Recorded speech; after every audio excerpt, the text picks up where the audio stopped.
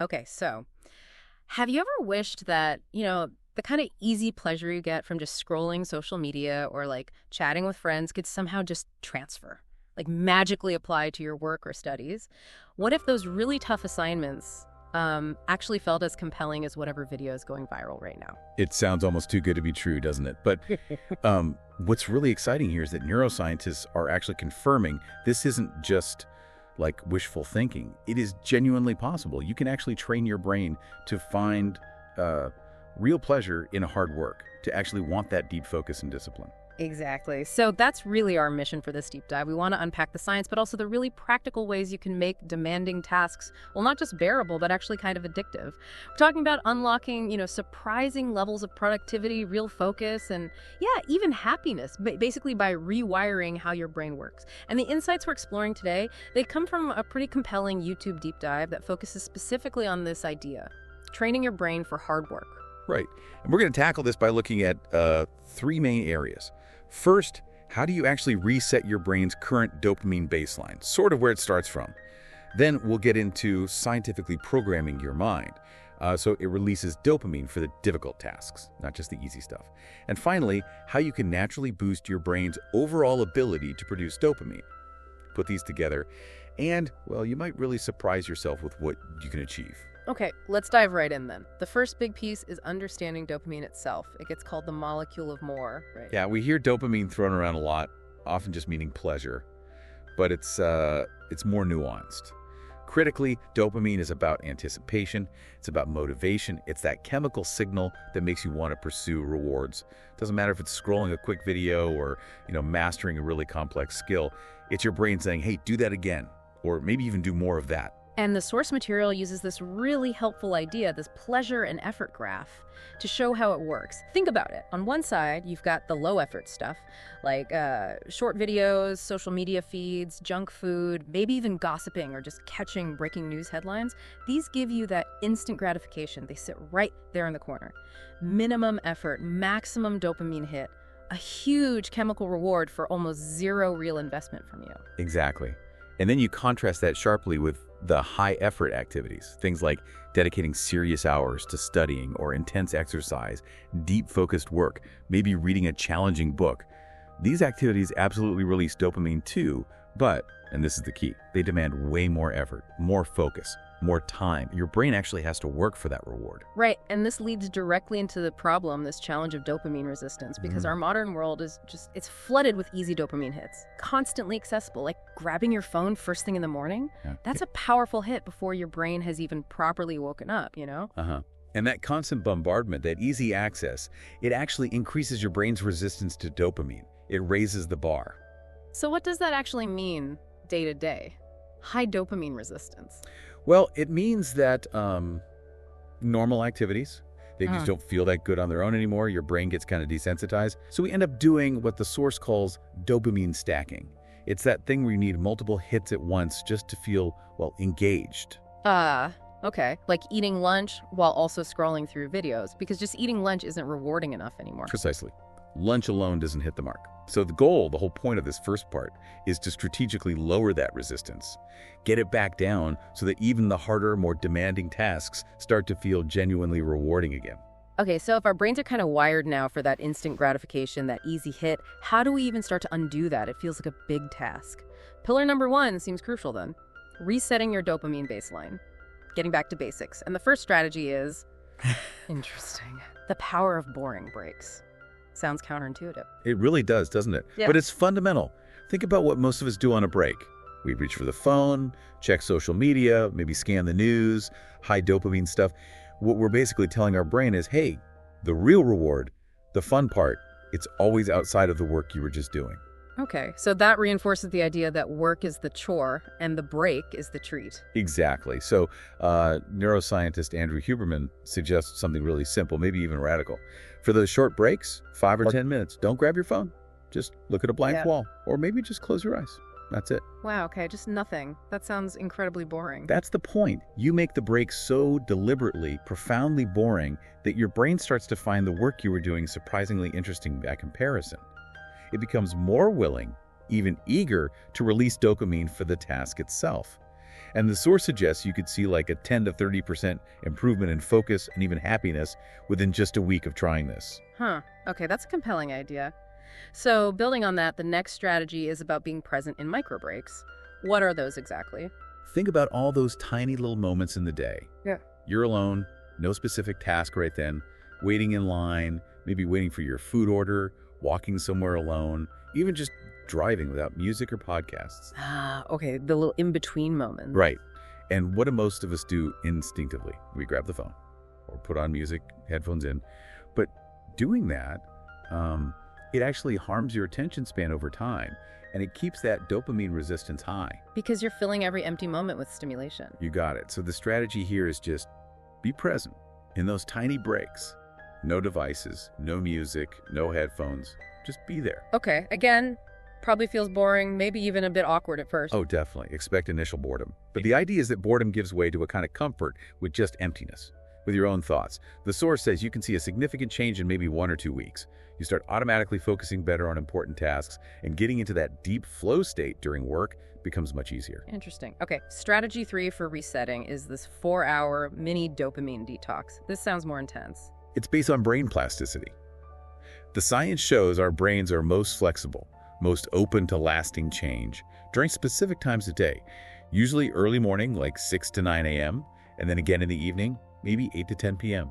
So what we do during those specific windows has a bigger impact. A disproportionately powerful effect, yeah, on how your brain gets wired long term. So the rule here is pretty strict for those hours. Yeah. Completely avoid mobile screens.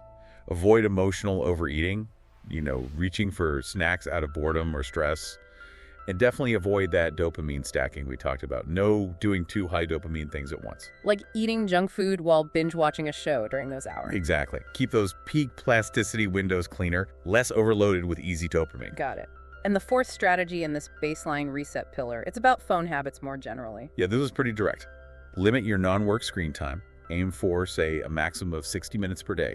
Turn off all phone notifications, like really all of them. Ooh, that's a tough one for many people. No notifications at all. It makes a huge difference. And another tip, enable grayscale mode on your phone. Make the screen black and white. Why grayscale? Takes away the visual appeal. Those bright colors are designed to grab your attention, trigger dopamine. Black and white is just less stimulating. Neuroscientists say these steps together can cut dopamine stimulation from your phone by like 60%. 60%. Wow. Okay, so what's the experience like if you actually do all this? Turning off notifications, grayscale, limiting time. Well, expect it to be tough initially, first day or two. You'll probably feel restless, maybe even a bit moody. Your brain is adjusting, it's missing its usual hits. Makes sense. Withdrawal, almost. Kinda, yeah. But stick with it. By day 3 or 4, things start to shift. People often report feeling calmer, sleeping better. That's maybe a 15% improvement in dopamine resistance right there. Okay, noticeable changes pretty quickly then. Definitely, within a week. Those boring tasks we talked about start feeling less like pulling teeth, maybe even slightly enjoyable. That's like a 30% resistance improvement. And then Within 2 weeks, the source suggests deep work gets significantly easier. We're talking maybe a 50 to 70% overall change in dopamine resistance. That is a massive shift in how your brain engages with effort. that's genuinely transformative. Okay, so we've reset the baseline. Now, how do we actively make the work itself release that dopamine? That's pillar 2. Making work intriguing. Right. Because lowering resistance is one thing, but we also want the brain to actively seek out the effort. Strategy number 5 tackles a big barrier: mental clutter. What do you mean by mental clutter in this context? It's when your brain feels overwhelmed by these vague, huge problems, like just thinking, I have so much work today. That feeling of undefined, infinite work, it causes confusion, stress, and that stress can actually drop your dopamine levels by around 30%. It makes the work feel joyless before you even start. So how do we fix that? We use something called the Zeigarnik effect. Basically, our brains like finishing things. They crave completion. So you break down your massive lot of work into small, clear, finite tasks. Instead of study for the exam, it's more like Read 12 pages of chapter 3 in the next hour. Or solve 5 specific practice problems in 25 minutes. Make them concrete, achievable little chunks, maybe 5 to 10 specific tasks for the day. Okay, that makes it feel much less daunting, more manageable. Exactly. You can even gamify it a bit for yourself. Give yourself a mental check mark, or even literally put a star on a list when you finish each small task. Create those little victories. It helps your brain process the workload without freaking out. Little wins build momentum. Okay, strategy 6. Setting intention before you start working. Yeah, this is subtle, but surprisingly powerful. It's about framing the effort itself as the reward. Before you begin a task, take a moment. Mentally state your intention or even jot it down. Like what? What kind of intention? Something like, okay, I'm going to focus completely on this report for the next hour. This hard work is actually making my mind sharper, improving my memory. Frame the effort positively. And this actually does something chemically. Apparently, yes. This simple act can trigger a dopamine release within about 5 minutes of starting the work. It primes your brain, boosts your focus, and makes the difficult work feel, well, more enjoyable right from the start. You're telling your brain, this effort is good for us. Wow. Okay, reprogramming the association. And the final strategy here, number 7, celebrating the work itself, not just finishing it. Precisely. We need to remember that our brains naturally love learning.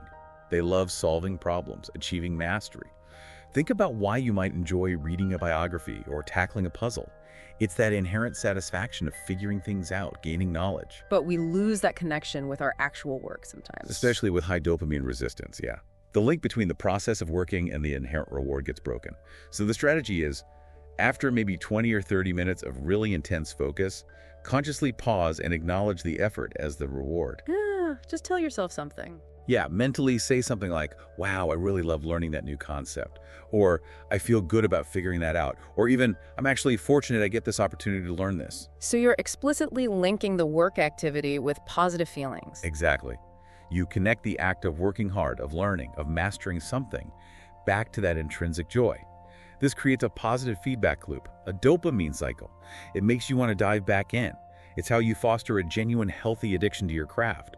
Like how an artist feels compelled to create, or a top athlete thrives on the process of improvement.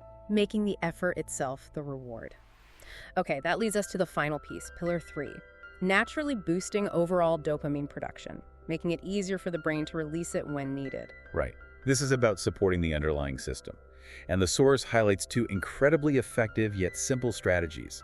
Strategy 8 is basically sweat. Just exercise. Yep. Specifically, about 30 minutes of aerobic exercise. Something that gets your heart rate up, makes you sweat. Running, brisk walking, cycling, whatever works for you. Doing that can increase your baseline dopamine levels by about 30%. 30% just from sweating for half an hour. That's significant. It really is. And strategy 9 is even simpler. Sunshine. Sunshine. Right. Like just being outside. Yeah. Spending about 15 to 20 minutes in natural sunlight. This simple act can boost dopamine levels by around 20%. So exercise and sunlight, pretty accessible. Very accessible. And here's the kicker. They work even better together. If you can combine them like exercising outdoors in the sun, you get the biggest bang for your buck. It's a synergistic effect, boosting dopamine production and just your overall sense of well-being. Okay, so let's try and wrap this all up. What's the big takeaway here? I think the core message is that dopamine isn't just good or bad. It's this incredibly powerful tool your brain uses. And the exciting part is you can learn to manage it. By consciously lowering your dopamine resistance, getting that baseline down, and then actively programming your mind to find reward and effort, you can literally train your brain. You can make it addicted to hard work, to the right kind of tasks. Right. And we've walked through some really concrete ways to do that. Resetting the baseline with things like those boring breaks, being present in the small moments, the mini detox, managing phone use. And then making the work itself intriguing, breaking tasks down, setting intentions, really celebrating the process of learning and effort. And finally, just supporting the whole system naturally with some simple exercise and sunshine. Exactly. It's a multi-pronged approach, but the strategies reinforce each other. So thinking bigger picture, maybe the difference between or just being part of the crowd and achieving something really significant, maybe it comes down to this mental toughness. I think that's a huge part of it. That ability to perform at a high level, to really engage with difficult, meaningful work, even when, frankly, you don't feel like it initially. That's a superpower in today's world. Yeah, and it really makes you think. Your time, your focus, your actual potential, that stuff is way more valuable than any fleeting video or app notification or the latest news alert, isn't it? Absolutely. Nothing on that screen is more important than what you can build with your own focused effort. So the real challenge is to take these ideas and actually apply them. Take back control of your brain's reward system, make your hard work feel not just productive, but maybe, just maybe, genuinely enjoyable.